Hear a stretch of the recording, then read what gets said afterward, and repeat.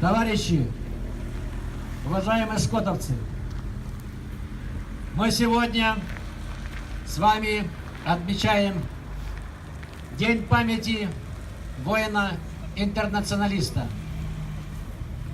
Этот день отмечают не только в Шкотовском районе, и в Приморском крае, и по всей стране. 15 февраля 1989 года закончилась афганская война. Почти 14 тысяч молодых парней, солдат и офицеров отдали жизнь за родину в этой войне. Почти 9 лет продолжалась эта война. Но география нашего сегодня митинга, нашей памяти, она немного больше, чем афганская война.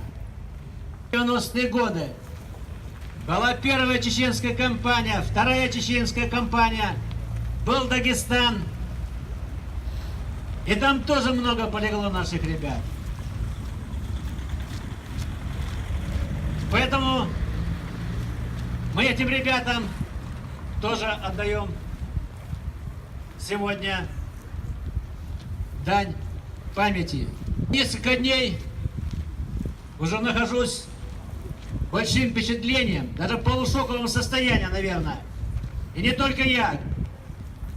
Это я про последние события в Сирии. Если это действительно правда, или это неправда, или это фейк обыкновенный. Если это правда, то это массовое убийство наших соотечественников. Пускай это не регулярные войска, пусть это военная частная компания, но это наши ребята. Такого еще не было в истории. Я вам хочу напомнить, что все войны начинались вот с таких провокаций.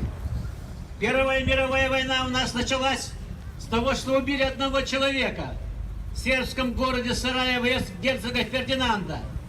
Вторая мировая война тоже началась также с провокации в Польше. Но что же здесь?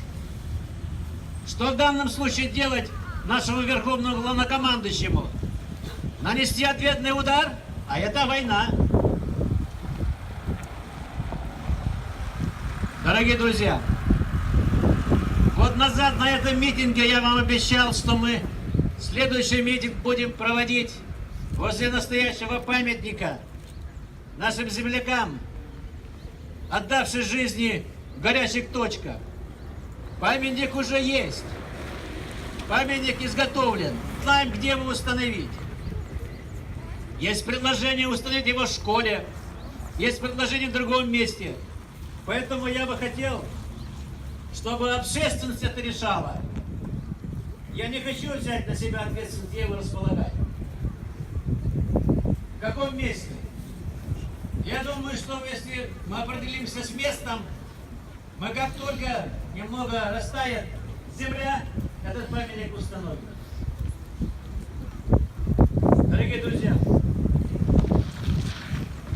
я вам всем желаю доброго здоровья, счастья, благополучия, здоровья всем тем, кто участвовал в этих горячих точках, кто здесь присутствует, кто не присутствует здесь. И хотелось бы, конечно, всем пожелать чистого неба над нами, чтобы не было войны, чтобы не гибли наши ребята, наши парни в горячих точках. Всем доброго здоровья!